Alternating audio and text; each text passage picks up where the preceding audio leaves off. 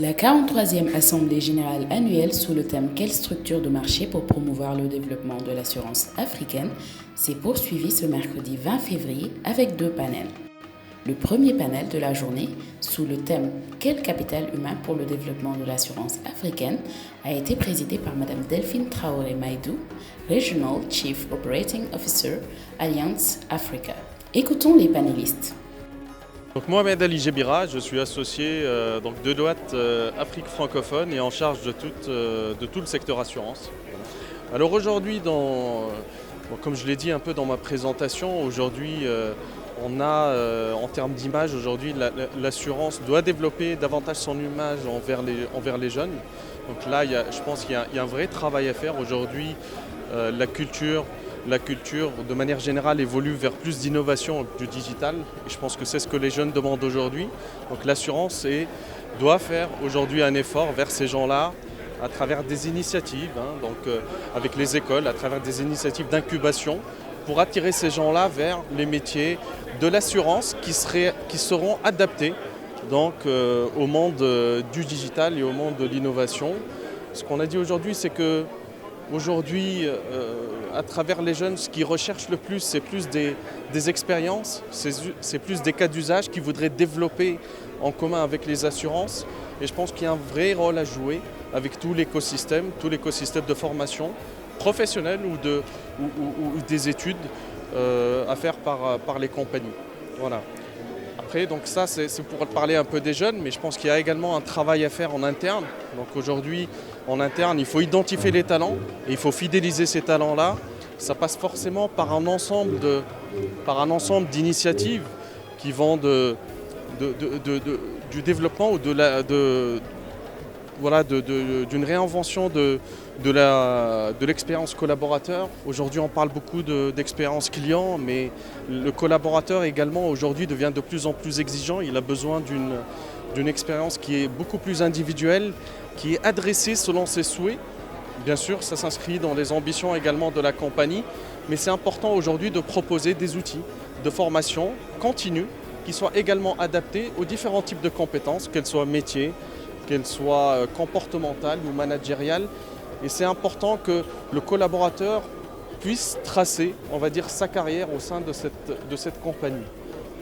De la même manière, il faut que la compagnie aujourd'hui, à travers une fonction RH qui serait de plus en plus forte et beaucoup plus, avec un rôle qui est beaucoup plus stratégique, recentre, on va dire, un peu ses activités autour de la gestion des talents et des compétences en proposant des outils, en proposant des mécanismes qui favorisent donc l'identification et la fidélisation de ces talents-là. Bonjour messieurs, je suis Joël-Éric Missaoun, associé du cabinet Afrique Search, cabinet de recrutement qui fait du recrutement sur l'Afrique depuis une vingtaine d'années. Alors le constat, comme on l'a dit pendant le panel, c'est que ce n'est pas un secteur très attractif. Je disais pour rire que ce n'est pas un secteur très sexy. Il est nécessaire que le secteur de l'assurance fasse un peu peau neuve, revoie un petit peu sa marque employeur et se rende plus attractif pour les candidats parce que c'est un secteur dans lequel on pense que globalement il y a les actuaires et puis les courtiers en assurance et c'est tout, alors qu'il y a d'autres métiers dont on n'a pas information, dont les candidats n'ont absolument aucune idée et il est important vraiment de faire ce travail. En plus, en termes de management, on a une vision très rigide de ce secteur. Je choisis un peu mes mots, mais voilà, il est important de communiquer sur la vivacité, le dynamisme de ce secteur qui est en plein essor, qui est en plein changement, mais ça ne se voit pas encore assez. Et ça, c'est important si on veut attirer des candidats compétents, si on veut faire en sorte que les gens se voient dans le secteur pour les 5, 10, 15 prochaines années. Comme je disais, il faut les attirer d'abord avec une démarche très positive vers eux. Il faut que les entreprises du secteur des assurances aillent chercher les candidats et arrivent à leur vendre quelque chose. Tout est une question de marché. On parle de marché du travail, c'est qu'il y a une offre et il y a une demande. Mais il faut que ça se parle, il faut qu'on leur vende quelque chose, qu'on leur vende une envie de rejoindre le groupe, de rejoindre le secteur, de rejoindre les entreprises du secteur, parce que sinon ils iront ailleurs, ils sont plus attirés par les télécommunications, par la banque, par des secteurs beaucoup plus dynamiques qu'on voit beaucoup plus sur les réseaux, sur les marchés, et ça c'est essentiel. Donc arriver à les attirer, arriver à aller vers eux, arriver à se positionner, j'allais dire, dans une situation d'égalité, parce qu'on a aussi le sentiment que c'est un secteur où on ne traite pas les candidats avec suffisamment d'égard, où ils n'ont pas le sentiment qu'on les reconnaît à leur juste valeur. Donc il faut faire ce travail. Et ensuite, pour les garder, c'est tout le dispositif que toutes les entreprises développent aujourd'hui. Avoir bien sûr des conditions de travail convenables, avoir des conditions de rémunération et des avantages aussi à la hauteur des attentes et du retour sur investissement qu'on espère de chaque candidat, mais avoir surtout une transparence sur les possibilités d'évolution qu'un candidat qui arrive en année 0 peut avoir en année 5 ou en année 10. Un candidat à qui vous ne dites pas que dans 2 ans, dans 3 ans, il peut aspirer à tel ou tel poste, il va préparer son départ et le jour où il va vous mettre sa lettre de démission sur la table, vous allez vous rendre compte que « Ah mais on était en train de préparer quelque chose pour toi, il y a telle ou telle position, mais c'est trop tard, il est parti », tout simplement parce que vous n'avez pas communiqué avec lui. Donc il est essentiel d'intégrer la transparence et la communication dans la gestion quotidienne des ressources humaines. Je suis Marie-Thérèse Bois-Nguessan, directeur des ressources humaines et de la communication du groupe NCA. Pour résumer, je dirais qu'il faut déjà avoir une bonne communication autour du projet d'entreprise que nous présentons parce que les candidats ont besoin de savoir qu'ils vont rejoindre une entreprise qui est dynamique, qui a de la valeur, qui crée de la valeur et une entreprise qui peut leur permettre de progresser dans leur développement personnel. Donc ça, c'est déjà très important à faire. Mais une fois que nous avons pu attirer les talents en leur présentant notre ADN, comme j'aime à le dire, et en leur présentant nos ambitions et tout ce qui va avec en termes de projet d'entreprise, il faut maintenant les accompagner, les développer, parce que pour les retenir, il faut qu'ils sentent qu'ils sont venus à un certain niveau et l'entreprise leur a permis de progresser. Donc on va mettre beaucoup l'accent sur la formation présentielle, la formation par Internet, etc., etc. Et il faut avoir un système de management par objectif qui part de la fixation des objectifs à l'évaluation des performances de ces employés-là. Delphine Traoré Maïdou, directrice opérationnelle du groupe Alliance en Afrique. Elles sont toujours en train de rechercher. C'est le commentaire que je faisais tout à l'heure.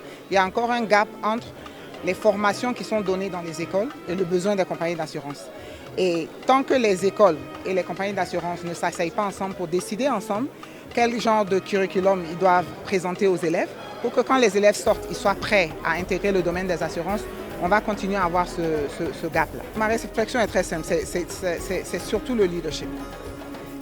On peut créer des structures de ressources humaines, on peut créer des structures d'inciter les talents avec un peu plus d'argent, etc. Mais tant que le leadership des organisations ne donne pas la flexibilité à ces talents-là d'évoluer, on ne va pas avancer. C'est le commentaire que la jeune dame a fait tout à l'heure où elle parlait de la prime de docilité. Ce n'est pas possible qu'on soit dans un environnement où les leaders ne permettent pas aux équipes qui travaillent pour elles de s'exprimer et de contribuer.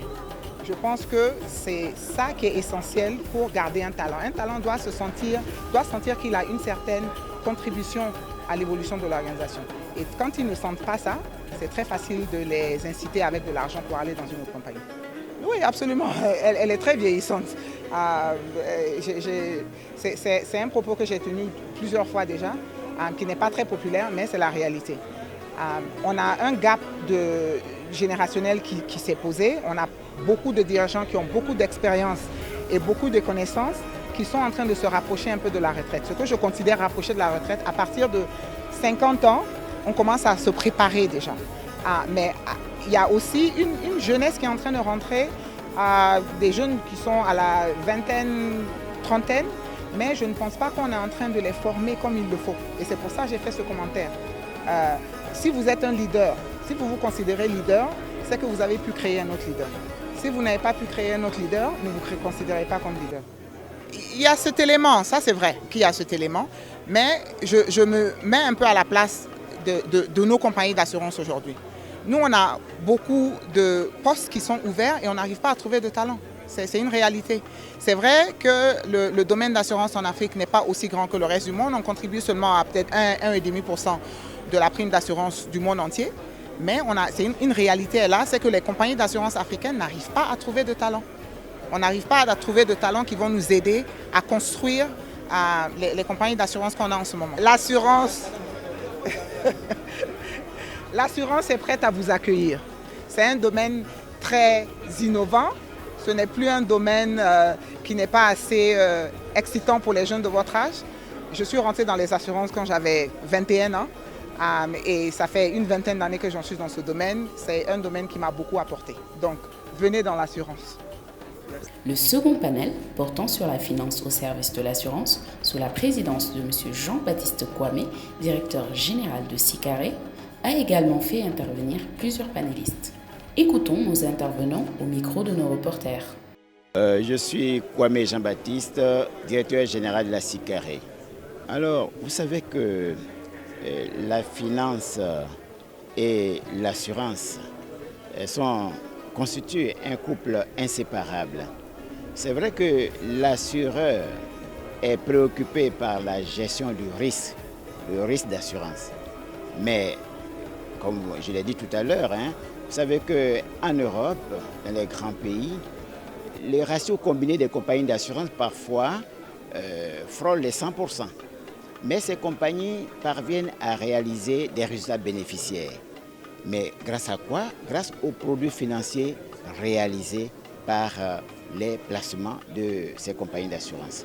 Ça veut dire que dans notre zone CIMA, les compagnies d'assurance doivent prendre des dispositions pour doter leur direction financière de ressources humaines à même de bien gérer le risque financier, à même de pouvoir placer les actifs et réaliser des produits financiers pour permettre donc aux compagnies d'assurance d'être plus fortes, de réaliser de bons résultats et de pouvoir être plus solvables. Je suis Monsef Chekrou. Comme activité, je suis professeur à l'École des hautes études commerciales à Paris. Il faut d'abord aller ou éviter d'aller au départ vers les instruments qui nous ont trahis auparavant. Il y a eu des instruments financiers, nous le savons, qui sont des instruments pas réels, donc virtuels. Le monsieur a cité le Bitcoin, mais avant le Bitcoin, il y avait les subprimes. Et les subprimes ont fait des ravages dans la communauté afro-américaine des États du Sud des États-Unis, puisqu'ils achetaient de bonne foi des maisons à des taux qui n'étaient pas bien spécifiés, et les entreprises financières, malheureusement, qui intervenaient là-dedans, se retournaient et essayaient de rationaliser leur investissement au maximum et au-delà du maximum. Résultat des courses, la plupart de ces familles ont vu ces maisons qu'ils ont cru avoir achetées retirées à elles, et puis les entreprises, à ce moment-là, à cause de la chute de toute l'économie de cette région de l'Amérique, toute la région a souffert. Donc, il faut dire que dans un pays très riche, il se peut qu'il y ait des communautés qui ne bénéficient pas de cela. Adama Diallo, directeur général adjoint de la Sonavi, une compagnie d'assurance vie au Mali. Alors, il faut comprendre que l'assurance ne peut pas aller sans la finance.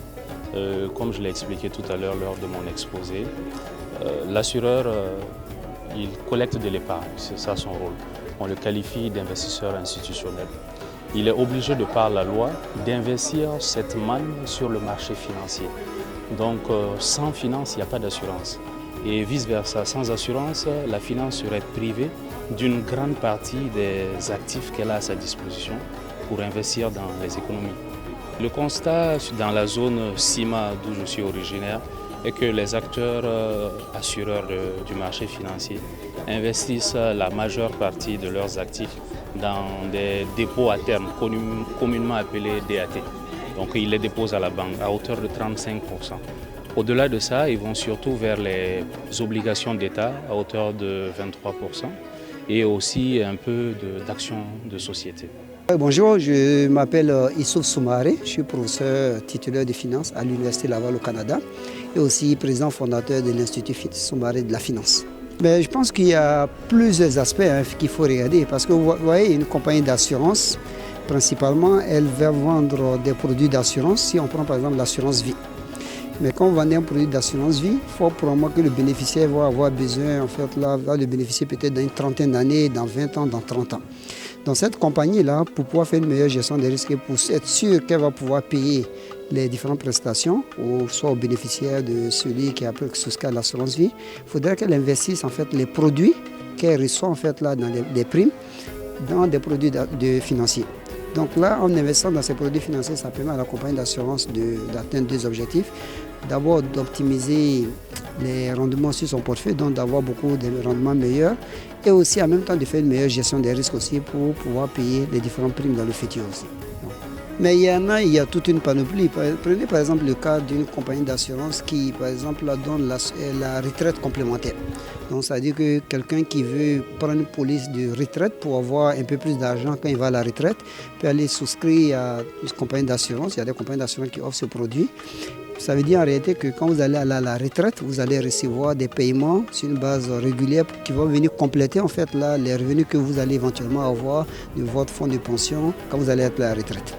Mais ce genre de produits que les compagnies d'assurance offrent, mais l'idéal pour les différents individus qui souscrivent à ça, c'est de pouvoir avoir de bons rendements sur les marchés financiers, de telle sorte qu'ils puissent payer un peu plus ou assurer ces paiements-là à la retraite à l'individu. Donc dans ce sens, ce genre d'instruments financiers que les produits d'assurance vont vendre, leur portefeuille, ce serait bien qu'elles puissent investir d'abord dans des obligations. Donc elles le font déjà, des obligations du gouvernement des différents pays dans lesquels se trouvent, et aussi dans des obligations des gouvernements en fait, en dehors des pays dans lesquels ces compagnies d'assurance se trouvent. Elles peuvent l'investir aussi dans des obligations des entreprises, que nous on appelle les corporate bonds. Elles peuvent l'investir aussi sur les marchés boursiers, qui sont des actions. Bien évidemment, l'investissement dans des obligations ou dans des actions, ce n'est pas exactement la même chose parce qu'on dira un peu que les actions sont un peu plus risquées, mais ça vous procure beaucoup plus de rendement aussi dans le long terme. Donc en général, ça sera vraiment de mettre un mix en fait là entre des obligations, des actions et aussi elles vont investir aussi dans l'immobilier parce que l'immobilier, l'avantage aussi c'est que elles peuvent investir dans des opérations immobilières qui leur permettent d'avoir des revenus réguliers qui vont entrer si par exemple les gens payent les loyers par exemple sur ces opérations immobilières. La journée s'est terminée sur des réunions des réassureurs ainsi que des rencontres B2B. Dans la soirée, un magnifique cocktail dînatoire a été offert aux participants par la FANAF qui soufflait les bougies du 43e anniversaire de ses assemblées générales annuelles.